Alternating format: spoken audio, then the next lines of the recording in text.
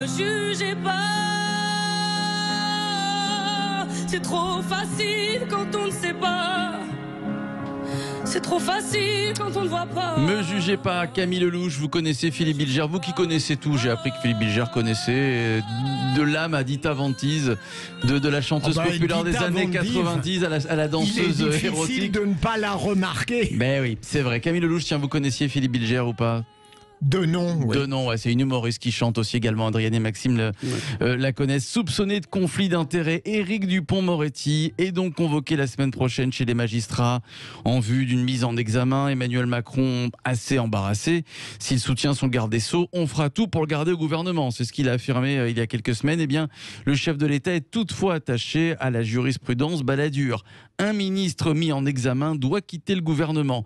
Et donc, Éric Dupond-Moretti pourrait être mis en examen le 16 juillet prochain. Emmanuel Macron doit-il se séparer de son garde des Sceaux si jamais il est mis en examen? Vous dites oui sur le compte Twitter de Sud Radio.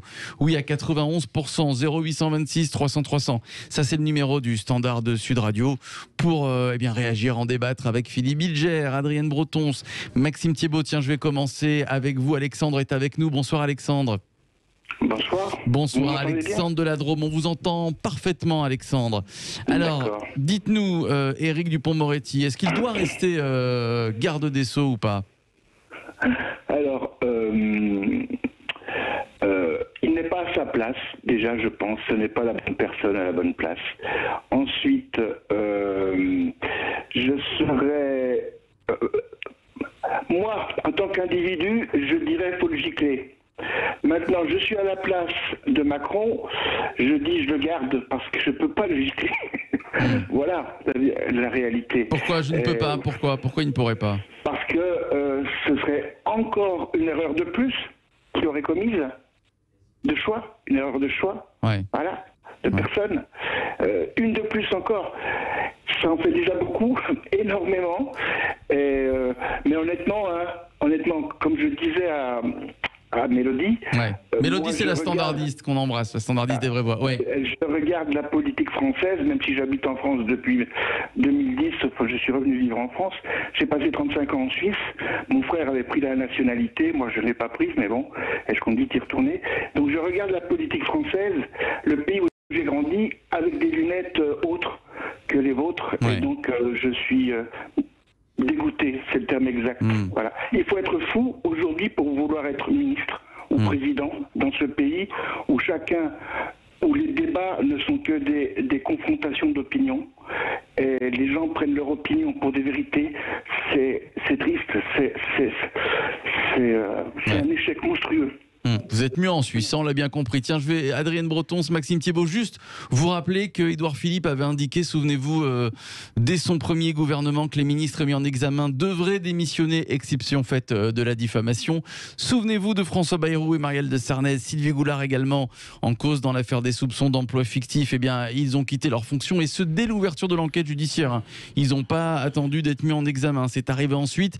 Et puis, il y a le cas Darmanin, le ministre de l'Intérieur, qui est visé par une information judiciaire pour viol, toujours soutenu par le gouvernement. Alors, à rappeler que Darmanin n'a pas été mis en examen. Voilà, il a été entendu sous le statut, il a été mis sous le statut de témoin assisté. Il a le choix ou pas, Emmanuel Macron, Maxime Thiebaud, de se séparer d'Éric Dupond-Moretti? C'est une coutume républicaine. C'est vrai. Que de le faire, et comme toute coutume, elle peut être changée.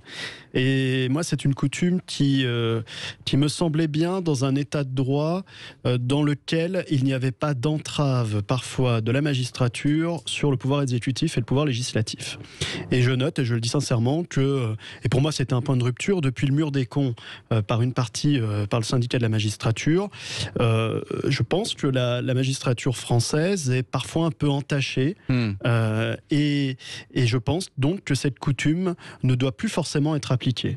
C'est-à-dire que ça devient un pouvoir politique très fort. On l'a vu dans l'affaire Fillon. Étonnamment, dans l'affaire de Dupond-Moretti, on a un calendrier qui s'accélère.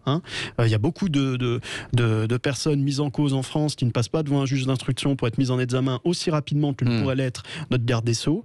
Et je pense que la présomption d'innocence doit être défendue en toute situation, tant qu'il n'y a pas de condamnation pénale définitive, où toutes les voies de recours sont épuisées, où il n'y a pas l'autorité de la chose jugée, je pense que la présomption d'innocence doit perdurer et qu'une personne, surtout pour des histoires telles que celle-ci, qui restent quand même des affaires dites de col blanc, une personne doit en bénéficier dans tous les cas et qu'un personnel politique ne doit pas obligatoirement démissionner si il est mis en examen dans de telles affaires. Je pense que cette position n'est pas forcément celle partagée par le public, mais il est important que notre gouvernement puisse être préservé d'une influence réelle ou non. Et je ne veux pas me faire l'avocat d'un combat contre la magistrature, mais en tout cas, notre gouvernement doit être préservé de toutes ces mises en examen. Bon, Adrien, et puis il y a une question d'image aussi. Le ministre de la Justice convoqué chez le juge pour être mis en examen, c'est compliqué aussi. Il y a une question d'image, mais en même temps, Dupond-Moretti, c'est une situation très particulière d'un avocat qui s'est retrouvé ministre de la Justice. Ça a peut-être été une erreur. Moi, politiquement, je ne suis pas d'accord avec lui.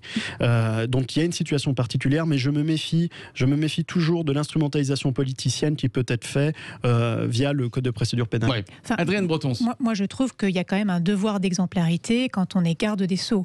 Et qu'à ce titre-là, s'il est mis en examen, mais bien évidemment qu'il doit démissionner, et à vrai dire, je me demande comment il peut ne pas avoir déjà démissionné. Vous avez rappelé avec raison que les ministres qui ont démissionné depuis le début du quinquennat de Macron l'ont fait avant leur mise en examen. Là, c'est bien pire parce qu'il est garde des Sceaux.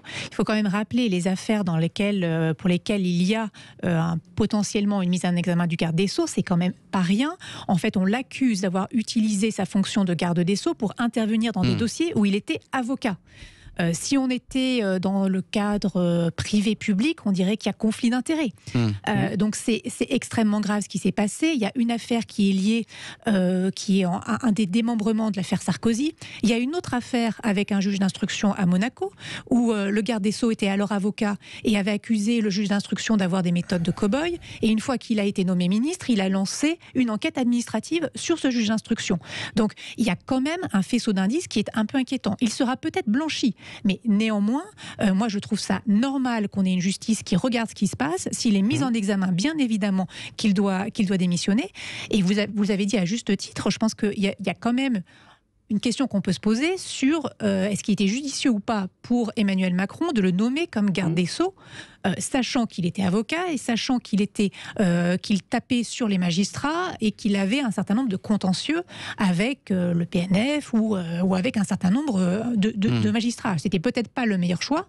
Maintenant, aujourd'hui, au vu des soupçons qui pèsent sur lui, encore une fois, on le soupçonne d'avoir utilisé ses fonctions pour en tout cas, dans un autre pays que la France, je peux vous dire que le garde des Sceaux aurait présenté sa démission depuis quelques jours déjà. Mais bien sûr. Pour l'heure, il reste présumé innocent. Oui, bien sûr. Et si la décision de le sortir du gouvernement doit intervenir, il faut qu'elle soit justifiée par la politique. Alors après, la mise en examen peut être prise en considération, mais elle ne doit pas être le seul élément. Ouais. C'est là la différence. C'est que si chaque mise en examen conduit automatiquement à une démission du gouvernement, on risque d'avoir certains problèmes en donnant un pouvoir important au parquet. Ça, il ne faut pas l'oublier, il y a quand même ça derrière. Moi, je regarde, vous savez, la séparation des pouvoirs, c'est écrit, ok, certes, mais c'est surtout une pratique. Le droit constitutionnel, c'est un droit politique, c'est un droit qui se pratique. Et je reste toujours sur mes gardes avec les prérogatives réelles que peuvent exercer les pouvoirs. Et le pouvoir judiciaire a de fortes prérogatives dans notre pays, et il faut être sur nos gardes. Et c'est pour ça que je suis contre cette coutume. C'est une coutume qui avait été mise en place dans une situation politique qui était beaucoup plus sereine que celle qu'on a aujourd'hui. Et je pense qu'elle doit évoluer. La situation du Dupond-Moretti, on a beau dire ce qu'on veut, il y a quand même une accélération du calendrier. Elle est réelle. C'est une personnalité de premier plan. Donc, ça peut l'expliquer aussi. Mais malgré tout, il faut aussi être méfiant avec cette idée que tout de suite, la mise en examen fait une démission. C'est une mort politique. Si Dupond-Moretti démissionne, c'est une mort politique. J'aimerais entendre juste, il ne nous reste plus beaucoup de temps malheureusement, Adrienne, Philippe Bilger, sur cette tradition donc, Philippe Bilger, la tradition, alors, on est mis en examen, on quitte le gouvernement. Je ne suis pas d'accord avec Maxime sur deux points. D'abord,